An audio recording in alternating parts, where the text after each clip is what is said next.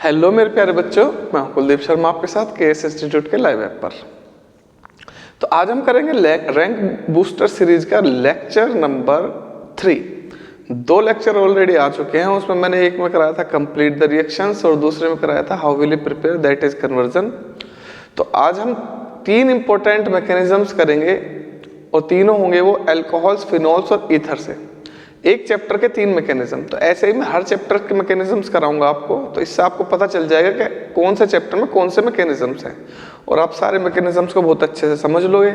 उसके बाद आपका कोई भी क्वेश्चन एग्जाम में बचेगा नहीं और आपकी इससे थिंकिंग एबिलिटी भी बढ़ेगी कि कैसे रिएक्शंस में एडिशन होता है प्रोटॉन्स का, कैसे रिमूवल होता है। तो ये सारी चीज़ें बहुत ही ज़्यादा इंपॉर्टेंट रोल प्ले करती हैं for the identification of reactions.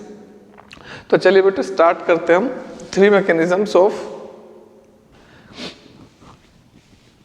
alcohols, phenols और ethers। इनमें से हर साल एक क्वेश्चन 100% आता है, हर साल। इस साल जैसे एक क्वेश्चन आया था, अभी दिखाता हूं मैं कौन सा आया था वो। ये क्वेश्चन है 2023 का, ठीक है। अब हम इन तीनों क्वेश्चंस को करेंगे और तीनों ही अल्कोहल के हैं। तो चलिए बेटा स्टार्ट करते हैं। आप इसे देखो, ये है hydration of ethene to form alcohol. तो ये तीनों ही जो मैकेनिज्म है, एक ये है dehydration of alcohol to form ethene, एक दूसरे के अपोजिट है, और एक ये है dehydration of alcohol to form ethers. तीनों ही मैकेनिज्म सेम पैटर्न के हैं। अगर आपको एक समझ में आ गया तो दूसरा अपने आप समझ में आ जाएगा। और तीनों में ही 3 स्टेप्स होते हैं। सो दिस इन्वॉल्व्स, ऐसे लिखोगे आप, क्वेश्चन आएगा write the mechanisms of this reaction, write the mechanism of the reaction. तो दिस इन्वॉल्व in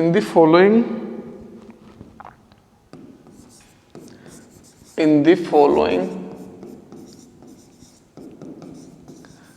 3 steps। और रैंक बूस्टर सीरीज में मैं एक एक रिएक्शन लेकर आऊंगा, एक रिएक्शन की एक video. Step first, protonation of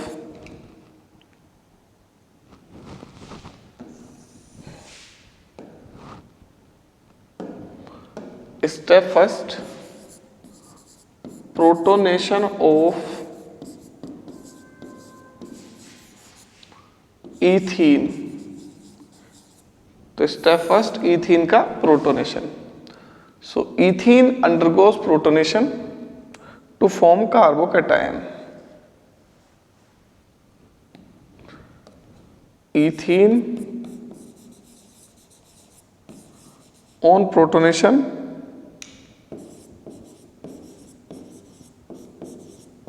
to form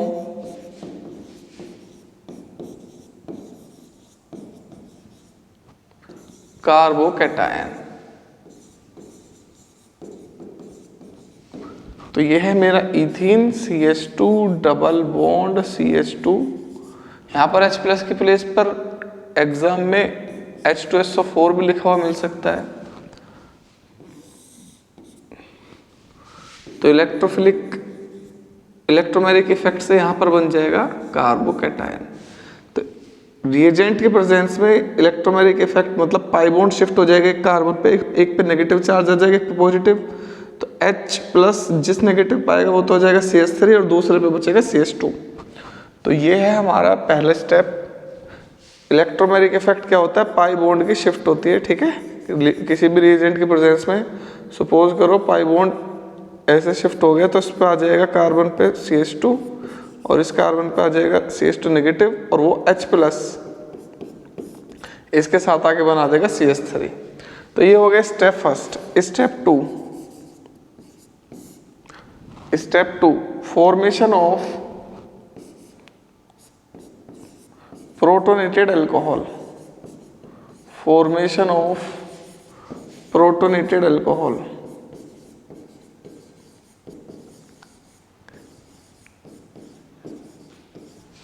और इस स्टेप का नाम प्रोटोनेशन भी है, प्रोटोनेशन। और थर्ड का हमेशा होता है डीप्रोटोनेशन। तो पहले का प्रोटोनेशन, थर्ड का डीप्रोटोनेशन। तो चलो मेरे प्यारे बच्चों, कार्बोकेटाइन जो बना उसको ले लो। अब पहले स्टेप में कार्बोकेटाइन बना लिया था। अब मैंने दो चीज यूज कर ली इसमें से, एक तो यूज कर ली इथीन और एक यूज कर लिया प्रोटोन। क्या बचा? इसे H+ को प्रोटोन बोलते हैं, क्योंकि हाइड्रोजन एटम में से अगर एक इलेक्ट्रॉन निकाल दे तो सिर्फ उसमें प्रोटोन बचता है, इसलिए इसको प्रोटोन बोलते हैं हम। तो सिर्फ वाटर मॉलिक्यूल बचा। तो वाटर मॉलिक्यूल में तुम्हें पता होगा ऑक्सीजन एटम के पास लोन पेयर ऑफ इलेक्ट्रॉन होता है। तो अब न्यूक्लियोफिलिक अटैक होगा कार्बन एटम पर। एरो का याद रखना, माइनस से प्लस की साइड को बनाना है। बच्चे क्या काम करते हैं, प्लस से किधर को भी बना देते हैं। जो इलेक्ट्रॉन डोनेट करता है वहां से बनाना है, जो इलेक्ट्रॉन डेफिशिएंट है। तो इलेक्ट्रॉन रिच से इलेक्ट्रॉन डेफिशिएंट की साइड को बनाना है, रिच टू डेफिशिएंट। तो अब इस पे आ जाएगा CH3CH2O। अब ऑक्सीजन ने एक इलेक्ट्रॉन डोनेट कर दिया कार्बन को, तो पॉजिटिव चार्ज आ जाएगा। अब इसको बोलोगे आप प्रोटोनेटेड अल्कोहल। देखो अगर मैं यहां से H हटा दूं तो ये अल्कोहल नहीं बन गया, protonated alcohol. And final step, this is deprotonation. Protonated alcohol में से प्रोटोन को बाहर निकाल दो, स्टेप थर्ड आ जाएगा डीप्रोटोनेशन।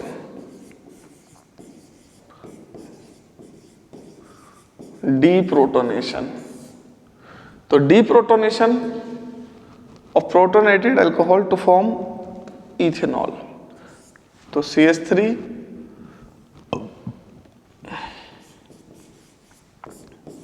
CH2 OH कर दो डीप्रोटोनेशन, तो यहां से निकल जाएगा H+ बाहर। तो जो H+ फर्स्ट स्टेप में ऐड करा था और थर्ड स्टेप में ऐसे कैसे बाहर हो जाएगा। अल्टीमेटली जो एडिशन हुआ है इस रिएक्शन में वो केवल वाटर का हुआ है। तो वाटर में एक हाइड्रोजन इस पे आ गया, एक OH इस पे आ गया। तो this is the mechanism of the reaction. 3 step का मैकेनिज्म है, protonation, formation of protonated alcohol, deprotonation, और रिएक्शन है ये। नोट कर लो बेटा।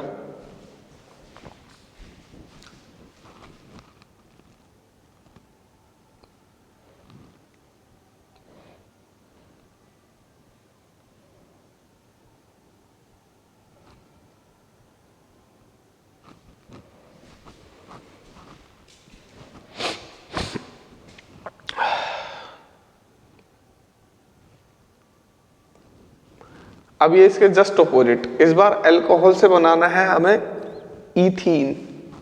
ठीक है, तो ये भी 3 स्टेप में होगा मैकेनिज्म। इसके भी स्टेप्स लिखते हैं हम।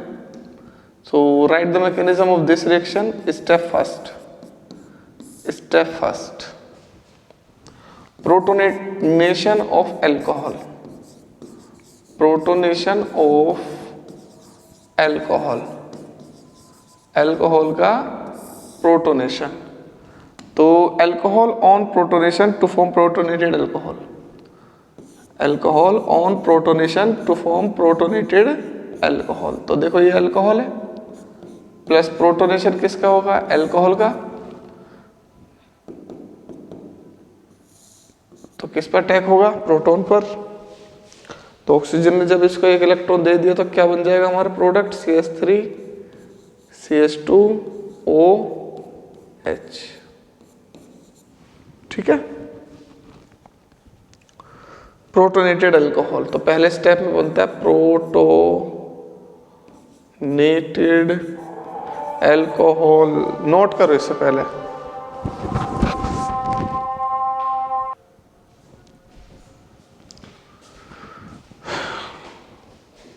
हो गया नोट, इतना करो पहले।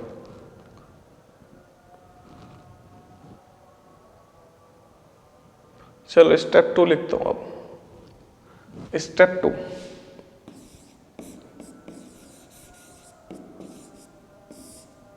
स्टेप 2 में है formation of carbocation, formation of carbocation.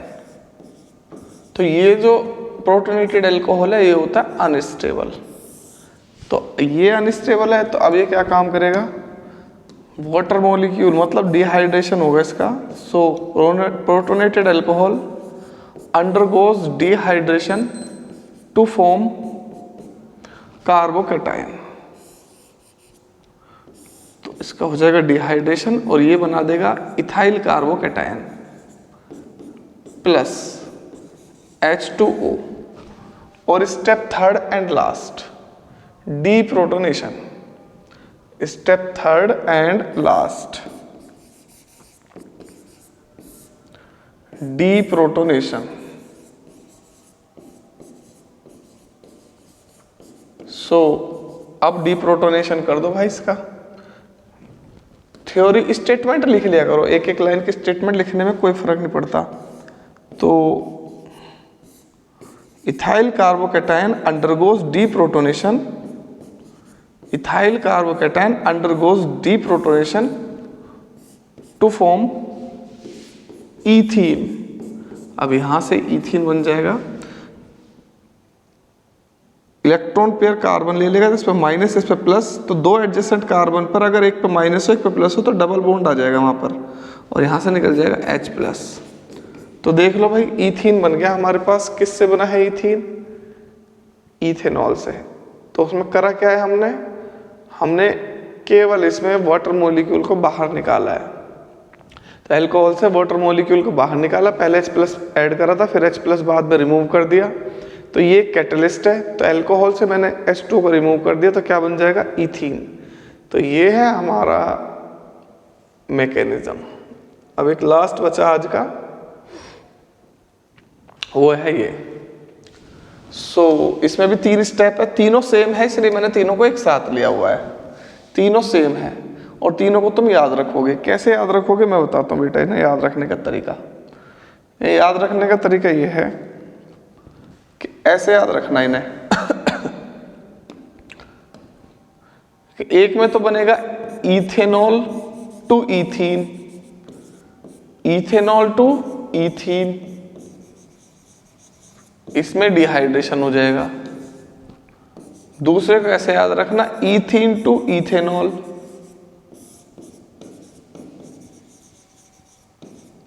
इसमें हाइड्रेशन हो जाएगा, वाटर ऐड होगा। और तीसरे को याद रखना, ethanol to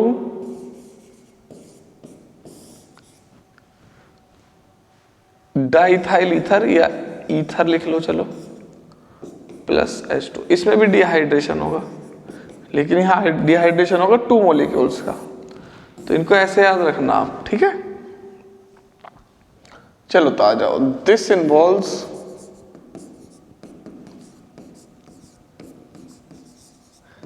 in the following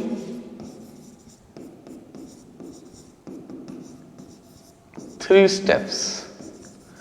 तो इसके 3 स्टेप्स होंगे, कौन कौन से होंगे। Number 1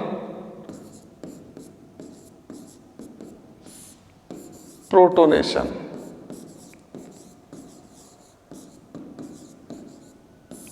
protonation. तो देखो भाई, ethanol undergoes protonation to form protonated alcohol, to form protonated alcohol.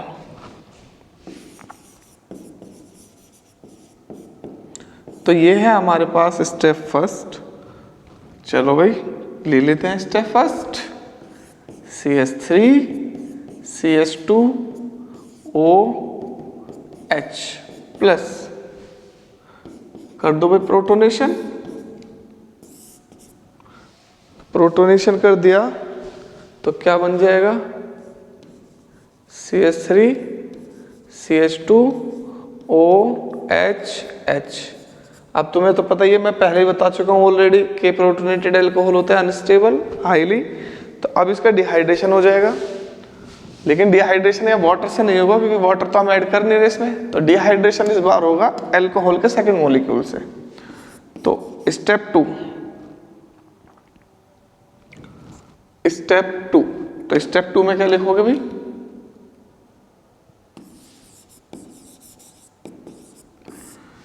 Formation of protonated ether, formation of protonated ether या डिहाइड्रेशन ऑफ अल्कोहल लिख सकते हो, या न्यूक्लियोफिलिक अटैक लिख सकते हो, जो आपकी अच्छा हो।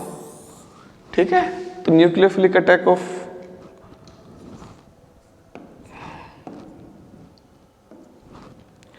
Ether on protonated alcohol. तो ये है बेटा सेकंड मॉलिक्यूल ऑफ अल्कोहल।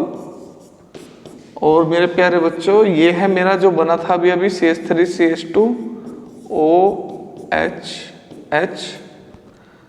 तो यहाँ पर ये अटैक करेगा उस पर जो इलेक्ट्रॉन डेफिशिएंट है। अब यहाँ ऑक्सीजन इलेक्ट्रॉन डेफिशिएंट है, तो इलेक्ट्रॉन तो ये अनस्टेबल है, तो ये पहले क्या काम करेगा, यहाँ से वाटर मॉलिक्यूल बाहर निकलेगा, स्टेबल कार्बोकेटायन बनाएगा, यहाँ पर H2O बन जाएगा बाहर। जब H2O बाहर निकल जाएगा तो क्या बचेगा, CH3CH2 पॉजिटिव।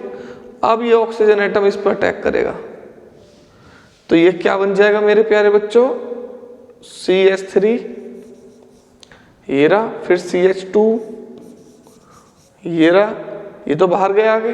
अब ऑक्सीजन बॉन्ड बना लेगा इससे, ऑक्सीजन, इस पे H है, अब ऑक्सीजन पे पॉजिटिव चार्ज भी आ जाएगा, तो ये बन गया प्रोटोनेटेड ईथर, प्रोटोनेटेड ईथर। और स्टेप थर्ड में प्रोटोनेटेड ईथर को कर दो डिप्रोटोनेटेड। स्टेप थर्ड, जहां तू है वहां मैं हूं, मेरे दिल की तू धड़कन है। डिप्रोटोनेशन। So deprotonation of ether to form protonated ether to form ether.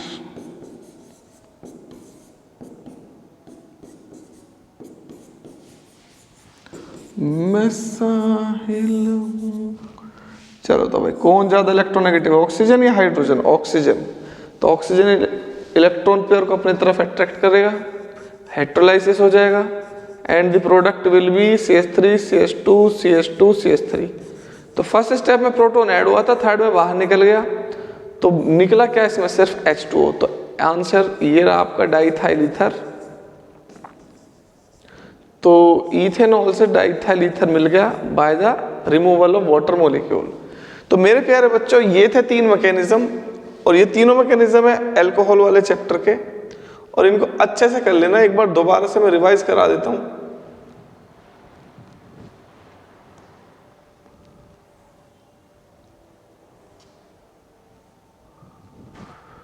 हाँ, three important mechanisms of alcohol, phenol and ether. तो पहला मैकेनिज्म ये रहा, क्या है इस मैकेनिज्म में, अल्कोहल को इथीन में कन्वर्ट कर दिया।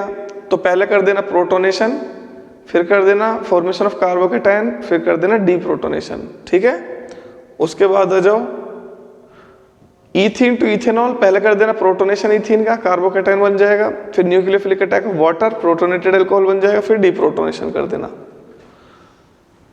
थर्ड है formation of ethanol to ether, तो पहले प्रोटोनेशन कर देना अल्कोहल का, प्रोटोनेटेड अल्कोहल बन जाएगा, फिर न्यूक्लियोफिलिक अटैक कर देना ईथर का, तो प्रोटोनेटेड ईथर बन जाएगा, लास्ट में deprotonation. So these are the three mechanisms of aldehyde, ketones and carboxylic, alcohol, phenol and ethers. और इनमें से एक 100% आपके एग्जाम्स में आएगा, 100% आएगा, इसलिए मेरे प्यारे बच्चों से तैयार करो। मिलते हैं नेक्स्ट लेक्चर में। Thank you so much, God bless you all.